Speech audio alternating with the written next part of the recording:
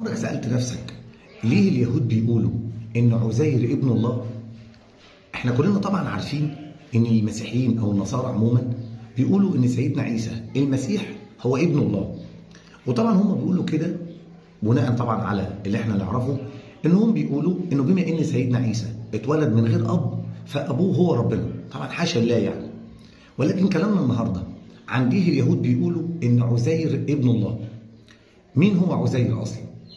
وليه اصلا اليهود نسبوا له انه يبقى ابن ربنا سبحانه وتعالى؟ تعال نشوف مع بعض.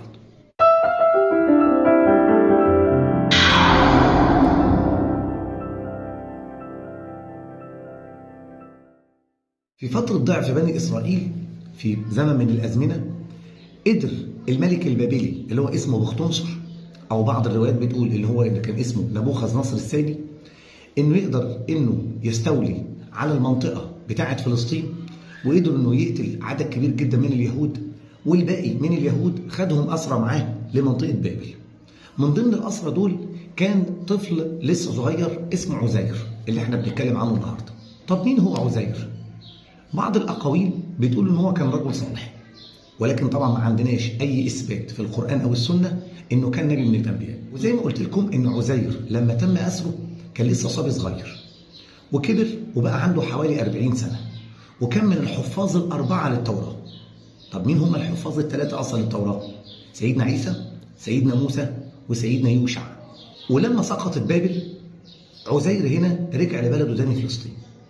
وفي يوم من الأيام وهو راكب حماره وماشي معدي على المنطقة ما فيهاش أي عوامل حياة إطلاقا، منطقة ميتة بمعنى أصح، وفي نفس الوقت المنطقة دي كانت تعرضت للخراب والهلاك.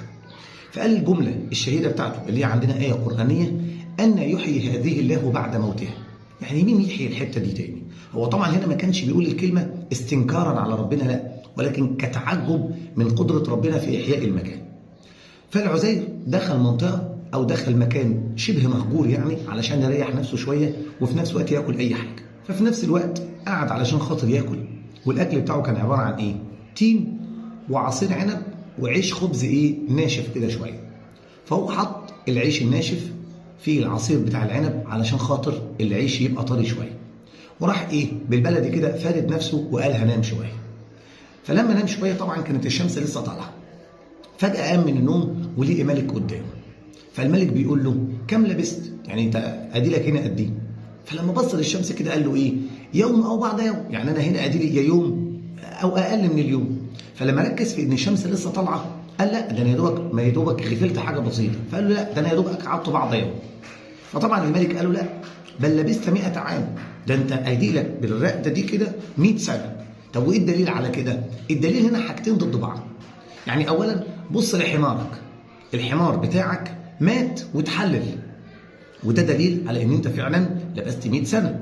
في نفس الوقت بقى المعجزه بتاعت ربنا ان اكلك وشربك زي ما هو، يعني ربنا ساب له آية تدل على إن في حاجة ثابتة زي ما هي، وهو وجود الأكل والشرب بطبيعته. وفي نفس الوقت اداله آية على إن ربنا قادر يحيي الحاجة تاني الميتة، وده كان رد على السؤال اللي قاله العزير لما عدى على القرية وقال: أن يحيي هذه الله بعد موتها. بعد كده العزير قام وطلع للمنطقة اللي هو عدى عليها من شوية، وكانت منطقة ما فيهاش أي عامل من عوامل الحياة، مليانة حركة ونشاط وناس. فدور هنا ورجع بيته، وكان عنده خادمة كان عمرها في سن عمره، يعني حوالي 40 سنة المفروض. فلقى عندها 140 سنة، وفي نفس الوقت لقيها فقد البصر. فبيكلمها وبيعرفها بنفسه، فأنكرت وقالت له إن العزير اختفى من 100 سنة ومحدش يعرف هو فين. قال لها: أنا العزير. قالت له: طب بأمارة إيه؟ العزير كانت الدعوة بتاعته مستجابة، ادعي ربنا إنه يرد لي بصري. فدعا ربنا فعلا انه يرد لها بصرها، فعلا بصرها رجع لها واتاكدت منه وعرفت ان هو العزير. وراحت حكت لبني اسرائيل وقالت لهم ان العزير اللي اختفى من 100 سنه رجع تاني. فبني اسرائيل هنا برضه كذبوه وقالوا له: خد بالك، احنا قدامك حاجه واحده بس عشان نتاكد ان انت فعلا العزير، والحاجه دي ان الراجل الصالح اللي هو كان العزير ده كان مخبي نسخه من التوراه. فلو انت بقى العزير فعلا قول لنا على مكانها. فعلا قال لهم على مكانها، وقبل كده كمان قرأ عليهم التوراة كاملة، فتأكدوا في الوقت ده ان هو ده العزير. ومن هنا بقى قالوا انه معنى انه يرجع من الموت بعد 100 سنة، ده اكيد هو كده مش انسان او مش بشر، ده اكيد هو مش مجرد حد عادي، ده هو ابن الله. ومن هنا طلع على اليهود ان عزير ابن الله.